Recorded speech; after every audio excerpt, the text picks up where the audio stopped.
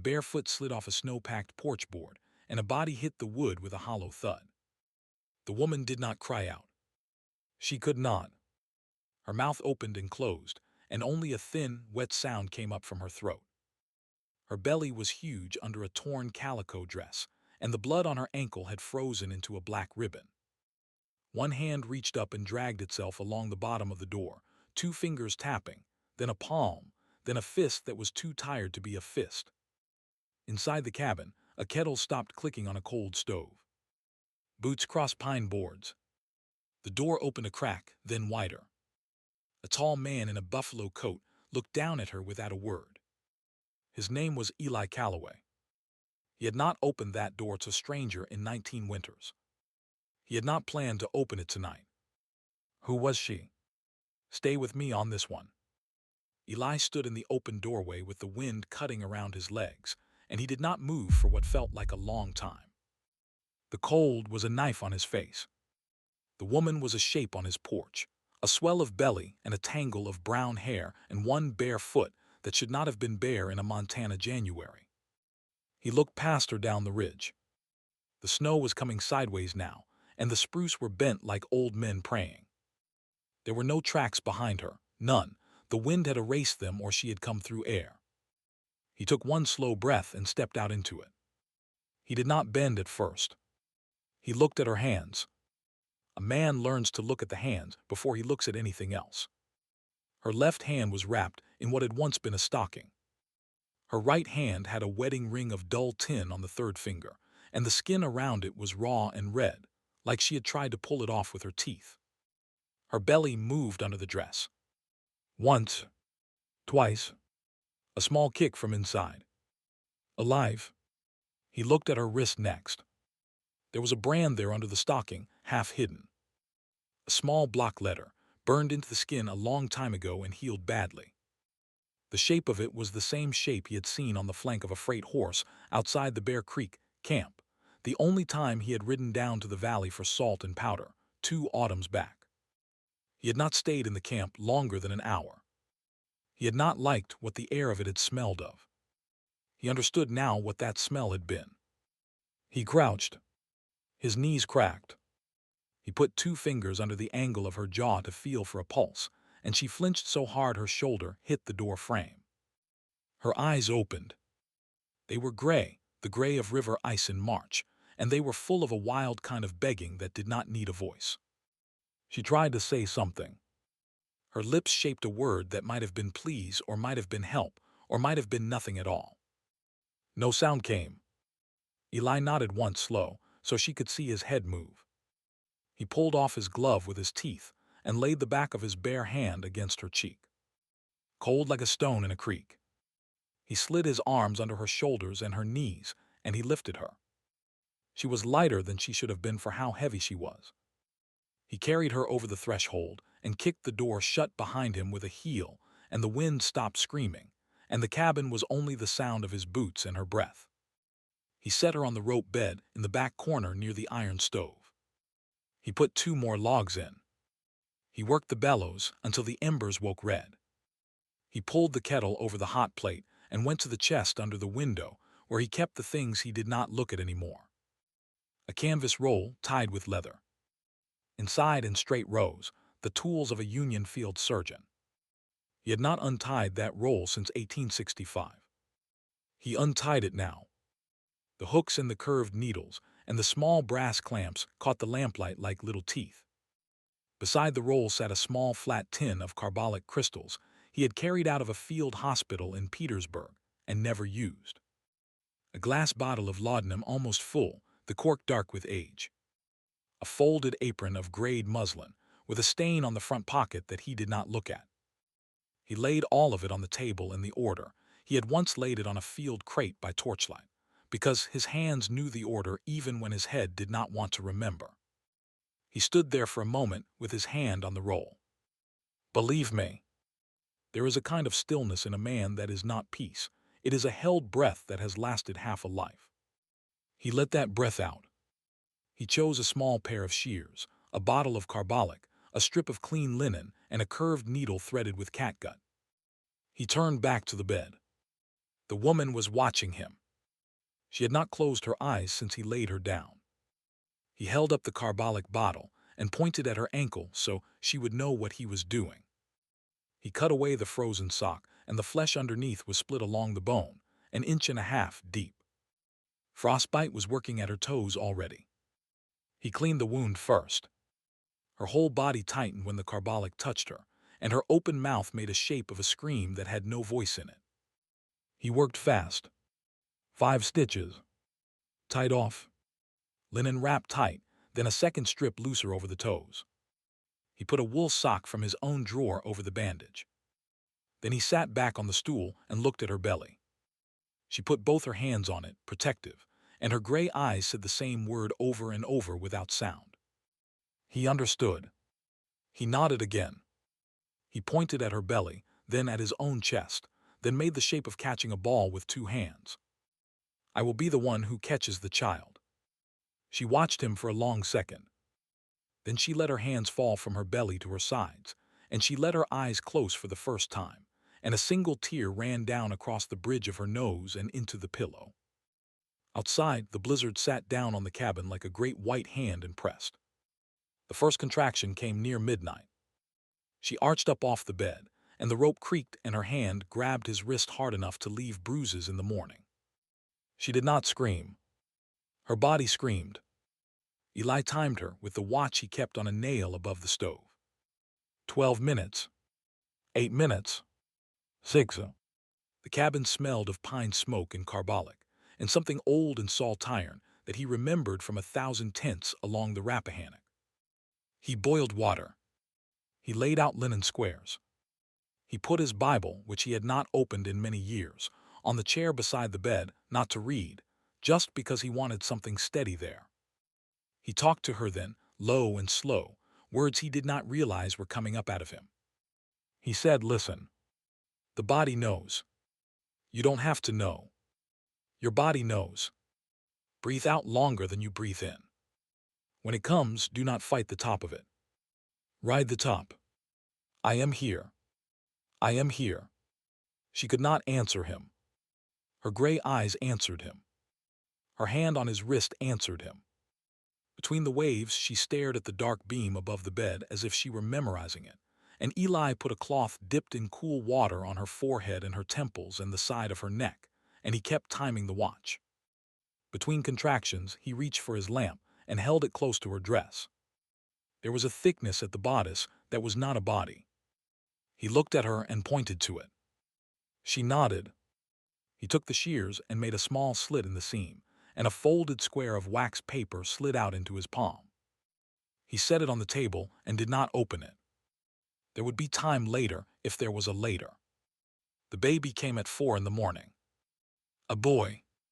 Eli caught him in a square of clean linen, and the boy took one shocked breath of cold cabin air and let out a wail that the woman could not match.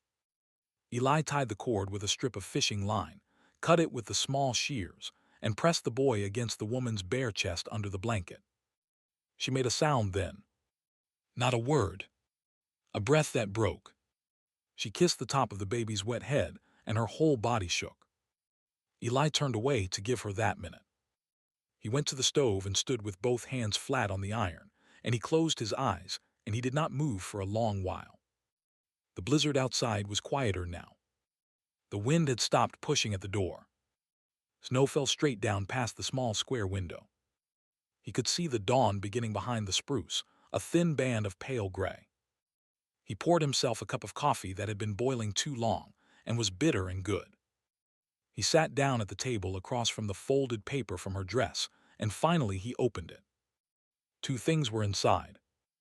A creased marriage certificate, dated 1882, between one Hannah Reeve and a man named Thomas Reeve, in the county of Missoula, signed by a Methodist circuit rider. And a letter written in a small, careful hand, dated 3 weeks ago. The hand was not the same as the bride's signature on the certificate. The letter said this: "If you find me dead, his name is Silas Pell. He is the foreman at the Bear Creek camp. He killed Thomas in the timber, and he says I am his wife now by a paper he wrote himself. He cut out my tongue with a fish knife on the second night, so I would stop trying to tell the camp doctor. My name is Hannah. The baby is Thomas's. Please do not let him take the baby. Eli read the letter twice. He folded it again. He put it under the salt jar on his table. He looked at the woman across the room, asleep now with her son against her chest, and he saw that her gray eyes were open after all, watching him, waiting for what his face would do. He kept his face very still. He nodded at her one slow time. He drank the last of his bitter coffee. The cabin was warm and the stove ticked, and a baby breathed in his house for the first time in 19 years. He got up slowly so the rope of the bed would not creak. He went to the window and looked out at the new world the storm had made. The drifts were waist-high against the woodshed.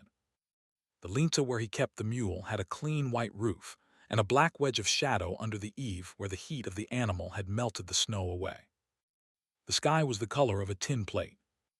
He took down his Hawken rifle from the pegs, and he checked the charge, and he set the rifle by the door without making a sound. Then he went back to the table and sat. False calm has a shape and a sound. This was that shape. This was that sound. Then somewhere far down the ridge, faint but clear in the new still air, the iron click of a shod horse's hoof on a frozen rock. A knuckle tapped his door. Not a fist. 3 soft knocks, polite, the way a man knocks who wants you to believe he came in peace. Eli was already standing. He had been standing for an hour without quite knowing it, listening to the small sounds of the ridge wake up under fresh snow. He moved to the door. He did not draw the bar. He did not pick up the Hawken rifle from the pegs above the lintel. He set one hand flat against the planks, and he spoke for the first time since the woman had come. He said, "Who is it?" His voice was a thing made of dust and old paper. It surprised him more than the knocking. A voice on the other side said, "Friend." Just a man looking for a lost wife. "Open up, neighbor." Eli did not open up. He said, "Name yourself." The voice on the other side paused, then chuckled, low and easy. "Silas Pell," the voice said. "Foreman Bear Creek. I heard a woman might have wandered onto your land in the storm. She's been ill in her head. I've come to bring her home." Inside the cabin, Hannah's eyes were huge, and the baby stirred against her. Eli held up one hand toward her, palm out, "Do not move." She did not move. He turned back to the door. He lifted the bar. He opened it the width of his shoulder, no more, and he stood in the gap.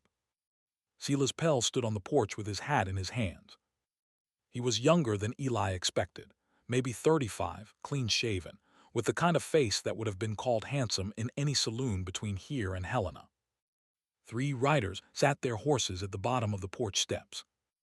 Rifles across their saddle bows, not raised, not lowered, just resting in that ready way men hold them when they want you to notice without being told. Behind them, the new snow was bright as a sheet of paper in the rising sun. Pell smiled. "We can do this, gentle mister. Just step aside. The woman's mine. There's a paper." Eli looked at him for a long moment. He looked at the 3 riders. He looked at the brand on the flank of the lead horse, which was a Bear Creek Company brand he had seen on lumber wagons. He looked at the small fresh notch on the butt of Pell's revolver, where a man might mark a thing he had done. Then Eli stepped out onto the porch and pulled the door closed behind him and stood between the door and the foreman. "If you're still with me, hit that subscribe button. It tells me you want the rest of these, and there are more coming, and they're getting better." Eli said, "Show me your paper." Pell's smile thinned a little. He reached inside his coat. Eli's hand did not move toward his belt. Eli's hand stayed flat against the door behind him, fingers spread. Pell drew out a folded sheet and held it open between them. The hand that had written it was the same hand that had signed it. Eli could see that without reading a word. He looked up at Pell's face. Eli said, "That's not a marriage. That's a man writing about himself." Pell's smile went away entirely. The riders shifted in their saddles. The lead rider, a big man with a red beard and a sharps across his lap, said, "Foreman, the day's wasting."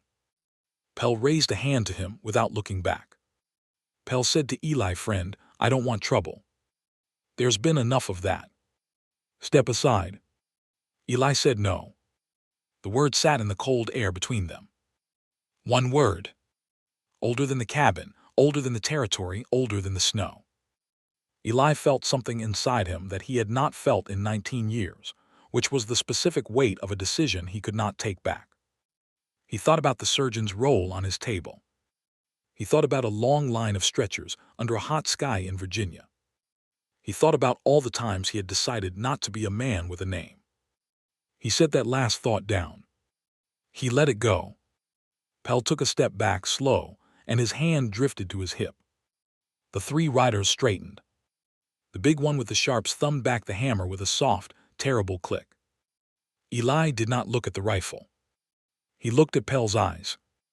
Eli said, "I have a paper too. Will you read it before you draw?" Pell hesitated.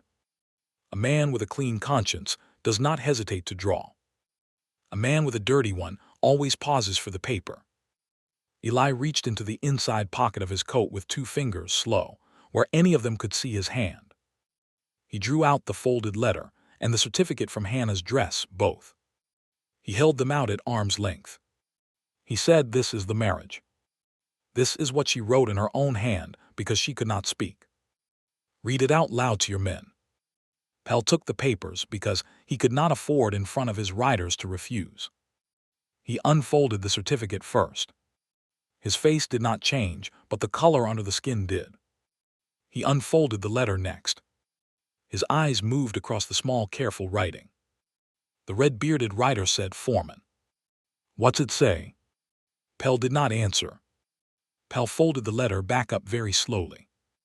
Pell looked at Eli, and Eli watched Pell decide, in that frozen breath, that he could not let any of them ride down off this ridge alive. Pell's hand was a flicker. Eli had not lifted a pistol in 19 years, and his shoulder still knew. His old Colt came up from under the buffalo coat where it had been hanging on a thong all along, and the porch was a brief, hard sound, and Pell sat down on the boards with a surprised look as if a friend had pushed him. The big rider with the sharp swung the rifle up, and Eli's second shot went through the rider's collarbone, and the sharps fired into the porch roof, and the rider toppled sideways out of his saddle into the snow. The other 2 riders did not draw. They stared. They wheeled their horses and they spurred them down the ridge, and the snow flew behind them in a long, bright tail. Eli stood very still on the porch. His ears rang. His hand was steady. He looked down at Pell. Pell tried to say something. Pell did not say it. Pell looked at the open sky above the cabin and stopped looking at anything. Eli stepped over the foreman and walked down the steps and across the snow to the red-bearded rider, who was crawling toward the dropped sharps with one arm. Eli put a boot on the sharps. The rider stopped crawling and lay on his back in the snow and breathed in small clouds. Eli knelt and pressed a folded handkerchief over the man's collarbone and held it there. He looked at the man's face. He said, "You'll live if you keep still. Tell the sheriff in Bear Creek what happened. Tell him the truth.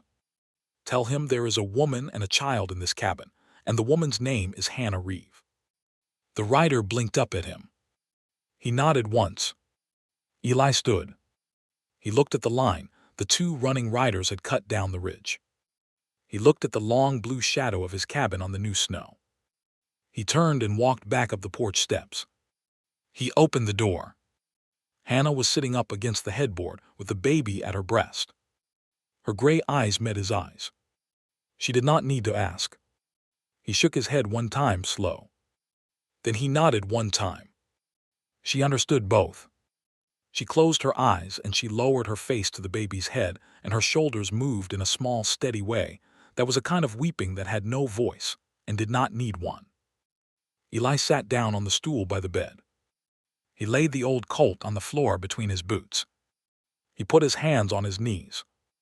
The cabin smelled of pine smoke and gunpowder now, and a thin, sweet smell of milk underneath all of it. Outside, the day was full of light. He could hear water beginning to drip from the eaves where the morning sun touched them. The mountain was already beginning to forget the night. He sat there a long time. The baby made small wet sounds in his sleep. Hannah's breathing slowed. Eli felt the ache start in his shoulder, where the Colt's recoil had reminded the old muscle of an old job. He flexed his hand twice. He looked down at the back of his hand and saw the same hand that had held a saw at Antietam and a Bible at his sister's grave, and a pen at the bottom of a discharge paper, and then nothing for 19 winters. He turned the hand over and looked at the palm. He laid the palm flat on his thigh. He sat with it that way. He said, "My name is Eli Calloway. I was a surgeon with the 2nd Michigan in the war. I have not said my name out loud since the day I came home." He looked at her. He said, "Your name is Hannah Reeve. Your boy's name is whatever you want it to be. The sheriff will come up this ridge in a day, maybe 2. He will bring a clerk in questions. We will answer them. You and me. The boy will sleep through it." Hannah opened her eyes. She nodded. The sheriff came up the ridge on the 3rd day. His name was Hollander, and he was old, with a white mustache yellowed by tobacco, and he rode a small tough mare that did not like the climb. He brought a county clerk and 2 deputies, and a buckboard wagon for the foreman's body. He brought also a circuit doctor for the rider with the collarbone, who had survived the 2 cold nights in the cabin's lean-to under blankets Eli had spared. Hollander listened to Eli for an hour at the kitchen table. He read the certificate and the letter twice. He looked at Hannah.